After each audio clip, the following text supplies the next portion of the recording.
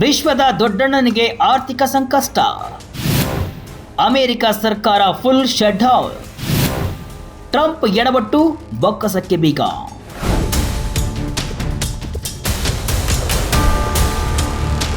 Vijaya Karnataka web ವೀಕ್ಷಕರಿಗೆ ನಮಸ್ಕಾರ. ನಾನು ಶಿವಮೂರ್ತಿ ಸ್ವರ್ಭ.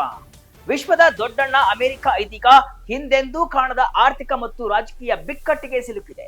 ಮಧ್ಯರಾತ್ರಿಯ ಗಂಟೆ ಬಾರಿಸ್ತಾ ಇದ್ದಂತೆ ಅಮೆರಿಕದ ಸರ್ಕಾರ ಅಧಿಕೃತವಾಗಿ ಸ್ಥಗಿತಗೊಂಡಿದೆ.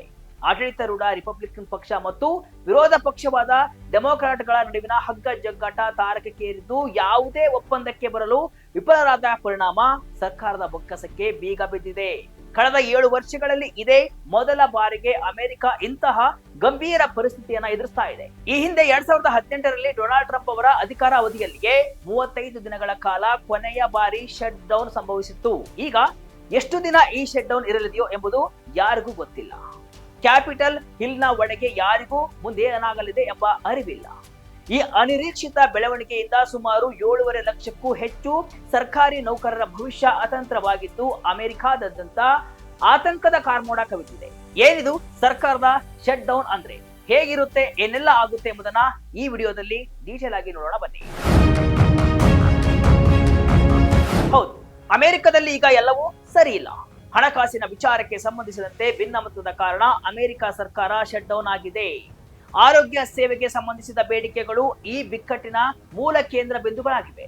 ರಿಪಬ್ಲಿಕನ್ ಪಕ್ಷವು ಮಂಡಿಸಿದ ಮಧ್ಯಂತರ ಅನುದಾನ ಮಸೂದೆಯನ್ನ ಡೆಮೊಕ್ರಾಟ್ಗಳು ಸೆನೆಟ್ನಲ್ಲಿ ವಿರೋಧಿಸಿದರು. ತಮ್ಮ ಪ್ರಮುಖ ಬೇಡಿಕೆಗಳನ್ನ ಈ ಮಸೂದೆಯಲ್ಲಿ ಪರಿಗಣಿಸಿಲ್ಲ ಅಂತ ಡೆಮೊಕ್ರಾಟಿಗಳು ಆರೋಪಿಸಿದ್ದಾರೆ. ಅಫೋರ್ಡಬಲ್ ಕೇರ್ ಆಕ್ಟ್ ಅಂದ್ರೆ ಒಬಾಮಾ ಕೇರ್ ಅಡಿಯಲ್ಲಿ ಲಕ್ಷಾಂತರ ಜನರಿಗೆ ನೀಡಲಾಗ್ತಾ ಇರುವಂತಹ ಹೆಲ್ತ್ ಇನ್ಶೂರೆನ್ಸ್ ಸಬ್ಸಿಡಿಗಳನ್ನ ಮುಂದುವರಿಸಬೇಕು ಎಂಬುದು ಡೆಮೊಕ್ರಾಟಿಗಳ ಪ್ರಮುಖ ಬೇಡಿಕೆಯಾಗಿದೆ. ಆದ್ರೆ ರಿಪಬ್ಲಿಕನ್ನರು ಇದಕ್ಕೆ ಒಪ್ಪದ ಕಾರಣ ಸೆನೆಟ್ ನಲ್ಲಿ 55ರಿಂದ 45 ಮತಗಳ ಅಂತರದಿಂದ ಬಿಲ್ ಬಿದ್ದು ಹೋಯಿತು.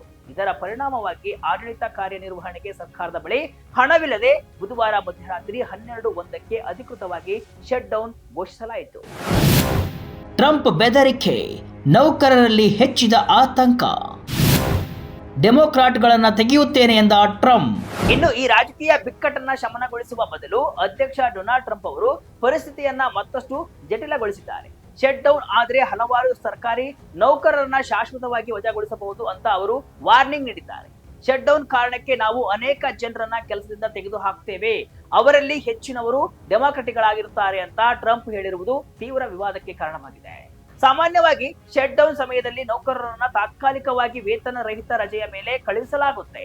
ನಂತರ ಅವರಿಗೆ ಬಾಕಿ ವೇತನವನ್ನ ಪಾವತಿಸಲಾಗುತ್ತೆ. ಆದ್ರೆ ಟ್ರಂಪ್ ಈಗ ಶಾಶ್ವತವಾಗಿ ನಿಮ್ಮನ್ನ ಕೆಲಸದಿಂದ ತೆಗೆದು ಹಾಕ್ತೇವೆ ಅಂದಿರುವುದು ಲಕ್ಷಾಂತರ ನೌಕರರಲ್ಲಿ ತೀವ್ರ ಆತಂಕವನ್ನ ಸೃಷ್ಟಿಸಿದೆ. ಈಗಾಗಲೇ 1,50,000ಕ್ಕೂ ಹೆಚ್ಚು ನೌಕರರು ಬೈ ಔಟ್ ಯೋಜನೆಯಡಿ ಕೆಲಸವನ್ನ ತೊರೆತಾ ಇದ್ದಾರೆ.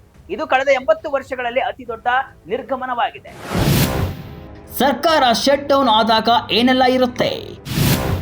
ವಲಸೆ ನೀತಿ ಕಂಟಿನ್ಯೂ, ನೌಕರರಿಗೆ ವೇತನ ರಹಿತ ರಜೆ. ಹಣವಿಲ್ಲದೆ ಸರ್ಕಾರ ಸ್ಥಗಿತಗೊಂಡ್ರೂ ಅಮೆರಿಕದಲ್ಲಿ ದೇಶದ ಸುರಕ್ಷತೆ ಮತ್ತು ಜನರ ಜೀವ ರಕ್ಷಣೆಗೆ ಸಂಬಂಧಿಸಿದ ಕೆಲವು ಅಗತ್ಯ ಸೇವೆಗಳು ಮುಂದುವರಿಯಲಿವೆ.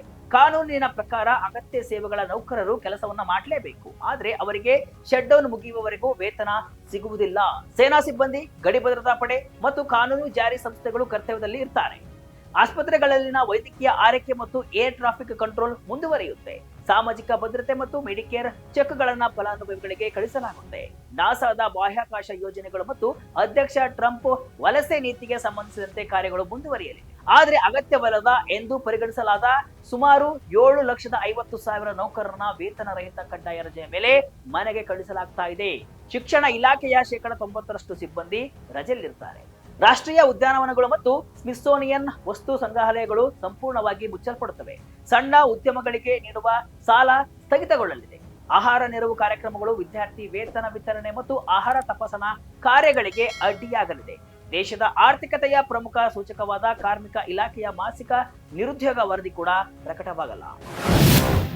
ರಾಜಕೀಯ ಕೆಸರೆರಚಾಟಕ್ಕೆ ಕಾರಣವಾಯಿತು ಶಟ್ ಡೌನ್.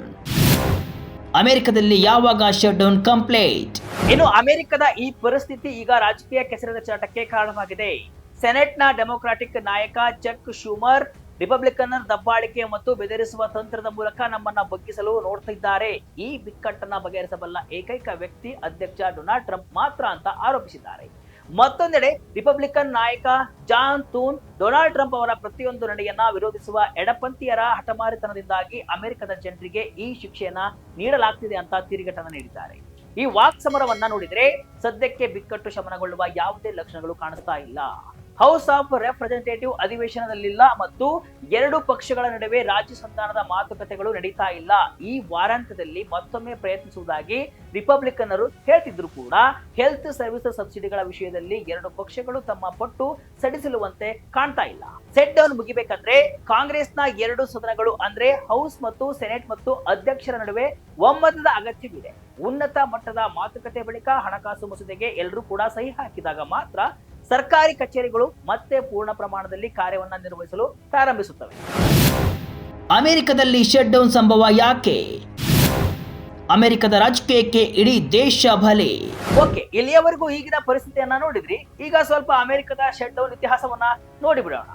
ಅಮೆರಿಕದಲ್ಲಿ ಸರ್ಕಾರ ಶಟ್ ಡೌನ್ಗಳು ರಾಜಕೀಯ ಸಂಘರ್ಷಗಳ ಫಲವಾಗಿವೆ. ರಕ್ಷಣೆ, ಆರೋಗ್ಯ, ಸಾಮಾಜಿಕ ಭದ್ರತೆ ಮತ್ತು ಇತರ ಯೋಜನೆಗಳಿಗೆ ಹಣ ಹಂಚಿಕೆ ಮಾಡುವ ವಿಷಯದಲ್ಲಿ ಕಾಂಗ್ರೆಸ್ ಮತ್ತು ಅಧ್ಯಕ್ಷರ ನಡುವೆ ಸಂಘರ್ಷ ಉಂಟಾದಾಗ ಸ್ಥಗಿತ ಸಂಭವಿಸುತ್ತೆ. ವಲಸೆ, ಆರೋಗ್ಯ ಅಥವಾ ಪರಿಸರದಂತಹ ಪ್ರಮುಖ ನೀತಿಗಳ ಬಗ್ಗೆ ವಿವಾದ ಉಂಟಾದಾಗ ಒಂದು ಪಕ್ಷವು ಹಣಕಾಸು ಮಸೂದೆಗೆ ಆ ನೀತಿಗಳನ್ನು ಸೇರಿಸಲು ಪ್ರಯತ್ನಿಸುತ್ತೆ. ಇದನ್ನ ವಿರೋಧ ಪಕ್ಷ ಒಪ್ಪದಿದ್ದಾಗ ಶಟ್ ಡೌನ್ ಉಂಟಾಗುತ್ತೆ. ಎದುರಾಳಿ ಪಕ್ಷದ ಮೇಲೆ ಒತ್ತಡ ಹೇರಲು ಅಥವಾ ತಮ್ಮ ಬೇಡಿಕೆಗಳನ್ನ ಈಡೇರಿಸಿಕೊಳ್ಳಲು ರಾಜಕೀಯ ಪಕ್ಷಗಳು ಶಟ್ ಡೌನ್ ಬೆದರಿಕೆಯನ್ನ ಒಂದು ಅಸ್ತ್ರವಾಗಿ ಬಳಸುತ್ತವೆ. ಇದೇ ಮೊದಲಲ್ಲ, ಈ ಹಿಂದೆಯೂ ಶಟ್ ಡೌನ್. 1976ರಿಂದ 21 ಬಾರಿ ಅಮೆರಿಕ ಸರ್ಕಾರ ಬಂದ್. ಇನ್ನು 1976ರಿಂದ ಇಲ್ಲಿಯವರೆಗೆ ಅಮೆರಿಕದಲ್ಲಿ 21 ಬಾರಿ ಸರ್ಕಾರ ಶಟ್ ಡೌನ್ ಆಗಿದೆ. ಕೆಲವು ಬಾರಿ ಕೆಲವು ಗಂಟೆಗಳಷ್ಟೇ ಶಟ್ ಡೌನ್ ಆಗಿದ್ರೆ 2018ರಲ್ಲಿ 35 ದಿನಗಳ ಕಾಲ ಶಟ್ ಡೌನ್ ಸಂಭವಿಸಿತ್ತು. ಇದು ಇಲ್ಲಿಯವರೆಗೂ ಸಂಭವಿಸಿದ ದೀರ್ಘಾವಧಿಯ ಶಟ್ ಡೌನ್ ಆಗಿದೆ. ಇನ್ನು 1995 ಮತ್ತು 96ರಲ್ಲಿ ಬಿಲ್ ಕ್ಲಿಂಟನ್ ಅವಧಿಯಲ್ಲಿ 21 ದಿನಗಳ ಕಾಲ ಬಜೆಟ್ ಸಂಘರ್ಷ, ಮೆಡಿಕೇರ್, ಶಿಕ್ಷಣ ಮತ್ತು ಪರಿಸರ ಸಂರಕ್ಷಣೆಗೆ ಸಂಬಂಧಿಸಿದಂತೆ ಹಣಕಾಸಿನ ಕುರಿತು ವಿವಾದಕ್ಕೆ ಸಂಬಂಧಿಸಿದಂತೆ ಶಟ್ ಡೌನ್ ಆಗಿತ್ತು. 2013ರಲ್ಲಿ ಒಬಾಮಾ ಕೇರ್ಗೆ ಹಣ ನೀಡುವುದನ್ನ ವಿರೋಧಿಸಿದ ಕಾರಣ ಬರಾಕ್ ಒಬಾಮಾ ಅವರ ಅವಧಿಯಲ್ಲಿ 16 ದಿನಗಳು ಅಮೆರಿಕ ಸರ್ಕಾರ ಶಟ್ ಡೌನ್ ಆಗಿತ್ತು. ಇನ್ನು ಇದೇ ಡೊನಾಲ್ಡ್ ಟ್ರಂಪ್ ಅಧ್ಯಕ್ಷರಾಗಿದ್ದಾಗ 35 ದಿನಗಳ ಕಾಲ 2018ರಲ್ಲಿ ಶಟ್ ಡೌನ್ ಸಂಭವಿಸಿತು. ಅಮೆರಿಕ ಮೆಕ್ಸಿಕೋ ಗಡಿಗೋಡೆ ನಿರ್ಮಾಣಕ್ಕೆ ಹಣಕಾಸು ಒದಗಿಸುವ ವಿಚಾರದಲ್ಲಿ ಬಿಕ್ಕಟ್ಟು ಉಂಟಾಗಿತ್ತು. ಇದು ಅಮೆರಿಕದ ಇತಿಹಾಸದಲ್ಲೇ ಅತಿ ದೀರ್ಘಾವಧಿಯ ಶಟ್ ಡೌನ್ ಆಗಿದೆ. ಅದಾಗಿ 7 ವರ್ಷಗಳ ಬಳಿಕ ಈಗ ಅಮೆರಿಕ ಸರ್ಕಾರ ಮತ್ತೊಮ್ಮೆ ಶಟ್ ಡೌನ್ ಆಗಿದ್ದು, ಟ್ರಂಪ್ ವರ್ತನೆಯನ್ನ ನೋಡಿದ್ರೆ ಸದ್ಯಕ್ಕೆ ಈ ಬಿಕ್ಕಟ್ಟು ಬಗೆಹರಿಯುವ ಯಾವುದೇ ಲಕ್ಷಣಗಳು ಕೂಡ ಕಾಣಿಸ್ತಾ ಇಲ್ಲ.